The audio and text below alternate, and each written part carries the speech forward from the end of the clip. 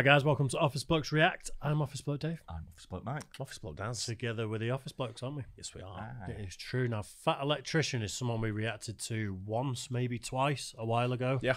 Pre-strikes, and kind of got back into him. Yeah. Yeah, I like the way he tells the story. Yeah, I'm enjoying it. Yeah, it's been really good. I really like his merch as well. At some point, I'm going to treat myself to a T-shirt. Oh, yeah. The stuff he's showing at the end, it's pretty clever, some of it. I like it. So he's got a new video that we're going to check out. When Marines took a duck into battle in World War II. The Devil Duck. Right. It's a proper World War II name for something, that, isn't it? Yeah. I know nothing about this. Me neither. Me neither. Never heard of it, the Devil Duck. No, well, let's check it out Not at then. all. When Marines took a duck into battle in World War II. I've ever heard in my entire life, and there's absolutely no way that it's been embellished. Like a lot.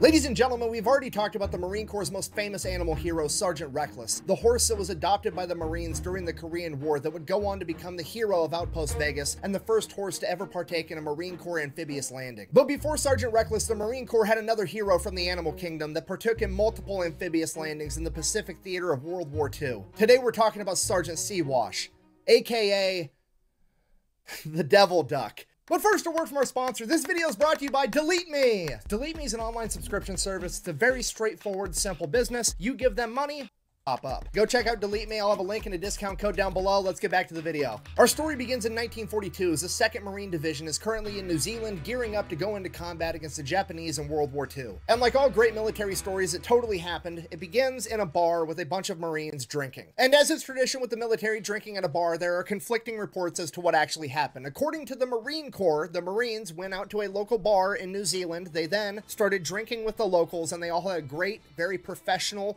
cordial time where they all drank a very appropriate amount of alcohol, potentially even a Surgeon General recommended amount. And then none of the Marines went out and hooked up with any of the local women. And if they did, hypothetically, which they didn't, but if they did, it would have been strictly in the missionary position and the Marines would have used protection. Now, while they were at the bar, there was also a raffle. And apparently a bunch of the Marines bought these tickets for this raffle. And one of the Marines by the name of Sergeant Francis Fagan ended up winning the raffle. Now, the grand prize for this raffle at a bar in New Zealand was apparently a duck. And that's what the Marine Corps says happened. Now, according to the other sources, mostly the personal accounts of the Marines that were actually there, and quite frankly, common sense, says that the Marines were at this local bar partying their faces off like they were about to go into the biggest armed conflict the world has ever seen. And while they were there, some of the Marines were playing poker with the locals, and the Marines apparently took all of their money, and they came back to the table, and they're like, all right, well, here's my prize duck. I'm going to put that up as a wager. And the Marine Corps ended up winning that too, and that, again, was Sergeant Francis Fagan, aka Pappy. Now, personally, I'm going to go ahead and err on the side of the Marines got hammered at a bar and won a duck in a poker game, and the chain of command didn't want to get in trouble for associating the Marine Corps with gambling, so they just made up some weird shit, like apparently bars in New Zealand raffle off ducks, but you can go ahead and decide to believe whatever you want. Regardless, either way, Francis Fagan, and by extension the Marine Corps, now has a duck. So what are the Marines going to do with a duck? Obviously, they take it under their wing.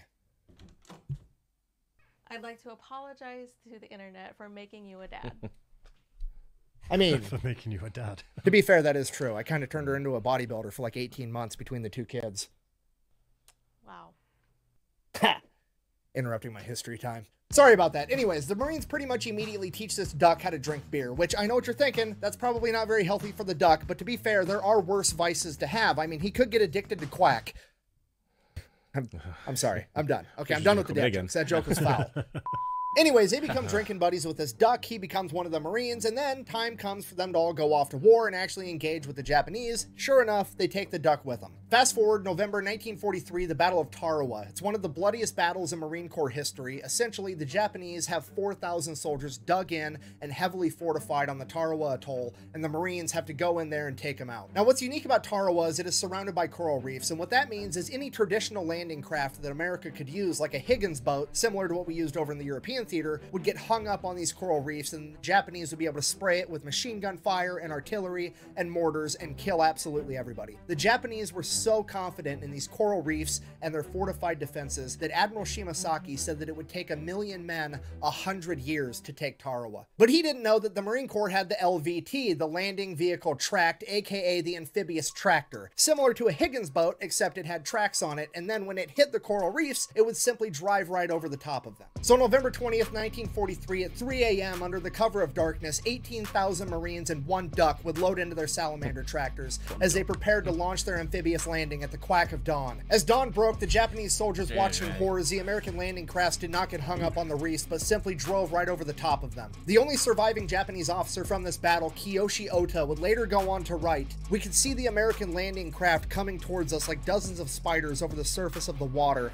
as one of my men exclaimed, 'The gods of death have come.'" As the Marines reached the beach, they would become pinned down from heavy machine gun, artillery, and mortar fire. They were only able to secure the first 70 yards of the beach after hours of combat. It is at this point that the Marines' front line was charged by an enemy rooster, and Sergeant Seawash charged past the Marine line to meet the chicken in winged combat in the middle of the battlefield. After sustaining several pecks to the head, Seawash was able to repel the enemy ambush and save his fellow Marines. The Marines would then go on in the following days to completely take over the island. The Japanese believed that it would take 1,000,000 men 100 years. In reality, it took 18,000 Marines and 1 devil duck 72 hours. For sustaining multiple peck wounds on the battlefield, the Marines tried to get Seawash the Purple Heart. Unfortunately, that wasn't going to work out, but the chain of command still cited Seawash for bravery on the battlefield. That citation, written by Lieutenant Colonel Presley.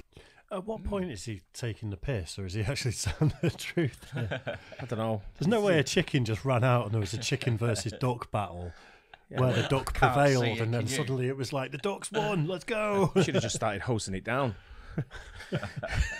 Would have eaten them both.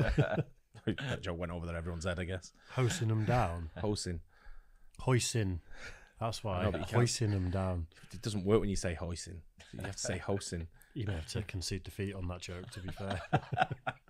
M. Brexley is as follows. For courageous action and wounds received on Tarawa and the Gilbert Islands, November 1943, with utter disregard for his own personal safety, Seawash, upon reaching the beach without hesitation, engaged the enemy in fierce combat, namely 1 rooster of Japanese ancestry, and though wounded on the head by repeated pecks, he soon routed his opposition. He then refused medical aid until all wounded members of his section had been taken care of first. Seawash and his fellow Marines would then see battle again at the Battle of Saipan, also known as the D-Day of the Pacific. However, allegedly due to some intel, there would be no enemy poultry on the beach, so Seawash's services were no longer needed, and he would remain on the boat for the initial 3 days of the battle. After that, he would go ashore and support his fellow Marines. At the conclusion of the Battle of Saipan, the Marines had gained valuable intel regarding the neighboring island of Tinian, and they would immediately launch another attack to gain that island as well, and this time, the Devil Duck would partake in the amphibious landing. From there, he would identify an enemy duck that he would engage in build combat until forcing it to finally retreat. A couple of days after that, the Marines would take the island entirely, and shortly after that, Sergeant Seawash would lay an egg. Apparently, Seawash and the other duck I mentioned a minute ago were doing a little bit more than just fighting. Either way, at this point, the Marines now realize that Sergeant Seawash is in fact a girl, to which they're like,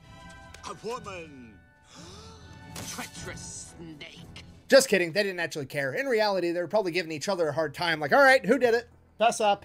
Tania would be the last time that Sergeant Seawash ever saw combat. After World War II, she would end up getting sent back home to America with her fellow Marines and her primary caretaker, Francis Fagan. From there, the story of Sergeant Seawash picked up traction, being in Time magazine, having multiple radio appearances, being in a bunch of different newspapers, telling the harrowing story of America's one and only devil duck. And while all that's going on, she is partying her bill off with her Marines, drinking beer after beer, while also helping the Marines hit on young women. And I actually believe this to be the first historical appearance of the term wingman being used in relation to picking up women. Okay, I mean, look at this. Fagan and Seawash have more game than an Xbox. That man's about to get more than an animal shelter. Over the next couple months, the publicity would die down, and Francis Fagan would go on to become an electrician. And his great-grandson would also go on to become an electrician that had a pretty decent-sized YouTube channel. No, I'm just kidding. I'm not related to this guy. Anyways, Sergeant Seawash would also then go to live on a farm for an extended period of time until being called back into duty during the Korean War, where she helped with recruiting efforts. After that, she would finally retire to live out the rest of her days in the Lincoln Park Zoo in Chicago before passing away in 1953 due to liver complications, which prompted the Marines to release a statement saying that there is no reason to believe that her liver complications were due to her excessive amount of drinking during her time in service. According to multiple newspapers, her funeral service was then held in a taxidermy shop where she was then stuffed